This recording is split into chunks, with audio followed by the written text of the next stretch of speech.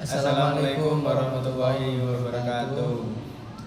Kami dari kelompok 11 dengan anggota kami berdua, nama saya Nur Muhammad Akmal, NIM 2506061100137. Dan saya Muhammad Musfid dengan NIM 250606110121.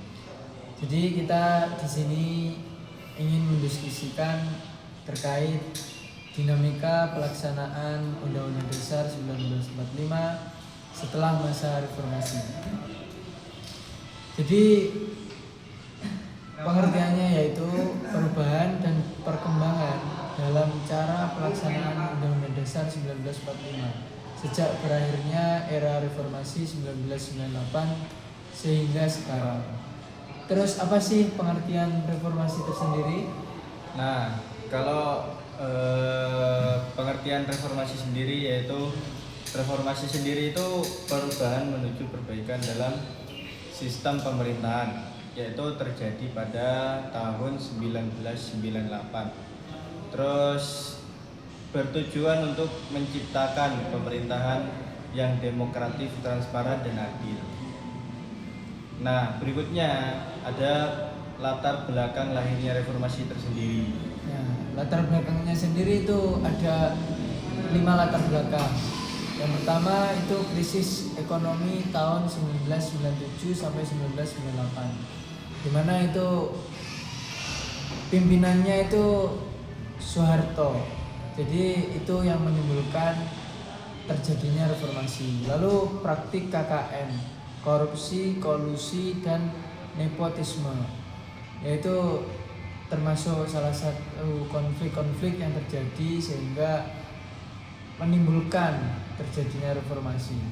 Yang selanjutnya itu kekuasaan terlalu terpusat pada presiden.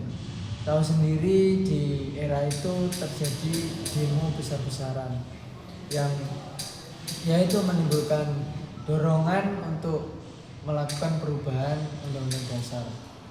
Selanjutnya lemahnya penegak hukum. Dan yang terakhir tuntutan demokrasi dari rakyat. Itu ada di gedung apa itu? Gedung DPR. Itu terjadi lautan manusia di tahun itu. Lalu ada tujuan. Jadi direformasikan itu memiliki beberapa tujuan. Apa saja tujuannya? Nah, untuk tujuan dari reformasi ini yaitu mengubah sistem pemerintahan menjadi lebih demokratis, terus membatasi kekuasaan presiden. Jadi semua kekuasaan dan wewenang-wewenang presiden itu justru dibatasi dengan adanya reformasi ini. Terus penegakan supremasi hukum, terus menjamin hak asasi manusia, dan selanjutnya juga mewujudkan pemerintahan yang bersih. Selanjutnya yaitu amandemen UUD 1945. Amandemen UUD 1945 sendiri itu ada 3, dilakukan sebanyak 4 kali di kala itu, di tahun 1999 sampai 2002. Tujuannya untuk menyempurnakan UUD 1945 tanpa mengubah dasar negara yang dilakukan oleh MPR sendiri. Nah, saya akan menjelaskan secara rinci terjadinya perjalanan amandemen 1, 2, 3 dan 4. Amandemen 1 itu terjadi di tahun 1999, di mana menghasilkan pertama pembatasan masa jabatan presiden. Jadi di era Soeharto itu 32 tahun beliau menjabat, dan setelah terjadi reformasi itu setiap presiden itu maksimal menjabat 2 kali periode. Jadi satu periode itu 5 tahun. Jadi satu presiden 10 tahun masa jabatan. Yang kedua, penguatan DPR. Jadi dari hasil reformasi sendiri itu tersusun DPR dan tugas-tugasnya serta jajaran-jajarannya. Dan yang terakhir itu penegasan kedaulatan rakyat. Jadi harus adil. Dalam amandemen 1 itu menghasilkan suatu hasil yang adil untuk pemerintahan dan untuk rakyat. Lalu amandemen 2 terjadi di tahun 2000. Apa saja poin-poin yang dihasilkan? Pertama, penambahan pasal tentang hak asasi manusia. Jadi di situ lahirlah pasal-pasal yang membela dan mengadilkan hak asasi manusia satu negara. Yang kedua, pengaturan pemerintah daerah atau otonomi daerah. Dan yang terakhir, penegasan wilayah negara. Jadi di amandemen 2 itu memutuskan batas-batas serta kawasan wilayah negara Republik Indonesia.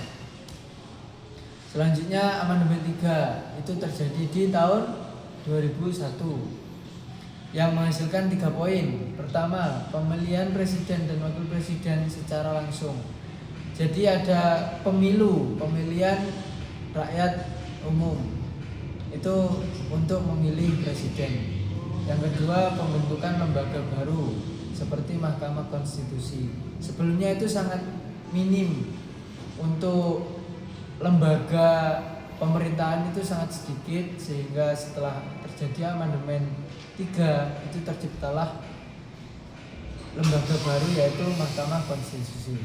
Dan yang terakhir, penguatan sistem demokrasi dengan adanya pemilu tadi untuk menguatkan sistem negara untuk memilih pemerintahan.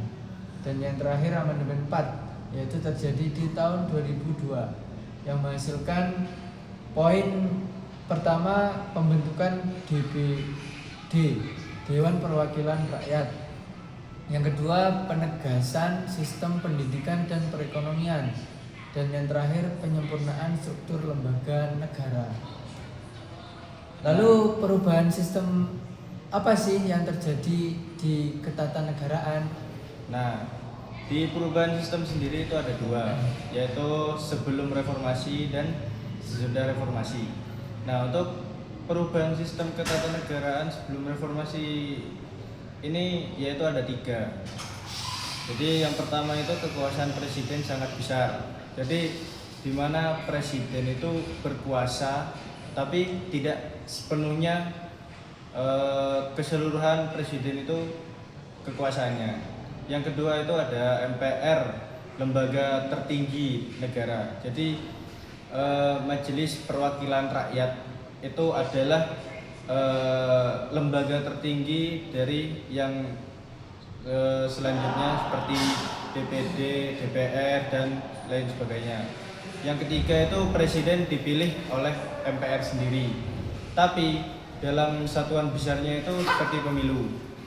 Terus selanjutnya sesudah reformasi itu kekuasaan dibatasi.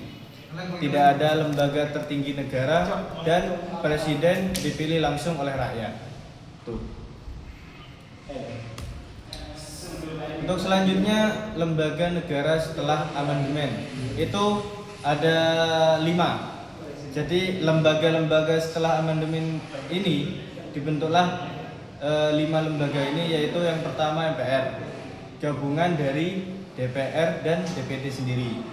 Nah, namun DPR itu bersifat legislatif, seperti apa ya?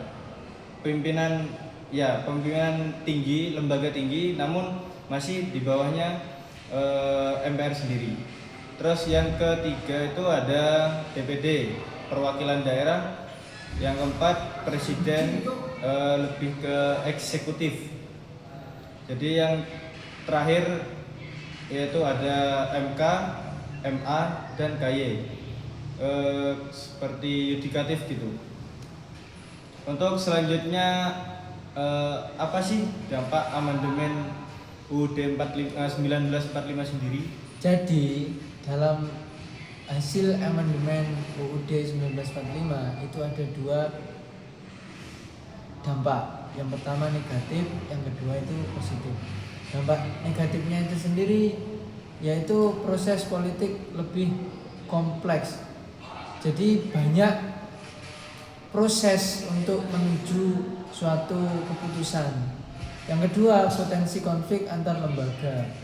Dengan banyaknya lembaga yang memegang, itu akan menghasilkan banyak konflik dari setiap lembaga. Tapi ada lagi dampak positifnya, yaitu demokrasi lebih berkembang. Jadi kita tidak berpusat ke pemerintahan sendiri, melainkan rakyat sendiri yang memilih. Yaitu selanjutnya HAM lebih terlindungi. Dengan adanya pasal-pasal yang dilahirkan di amandemen tadi, itu menghasilkan suatu perlindungan untuk hak asasi manusia. Dan terakhir, sistem pemerintahan itu lebih transparan. Jadi setiap hasil-hasil dari setiap lembaga itu akan ditransparansi ke rakyat negara Republik Indonesia. Dan kesimpulan dari diskusi kita malam ini yaitu dinamika pelaksanaan Undang-Undang Dasar 1945 setelah reformasi adalah proses perubahan yang menjadikan sistem ketatanegaraan Indonesia lebih demokratis, transparan, dan berorientasi pada hukum dan hak rakyat, baik melalui perubahan isi undang-undang maupun praktik pelaksanaannya.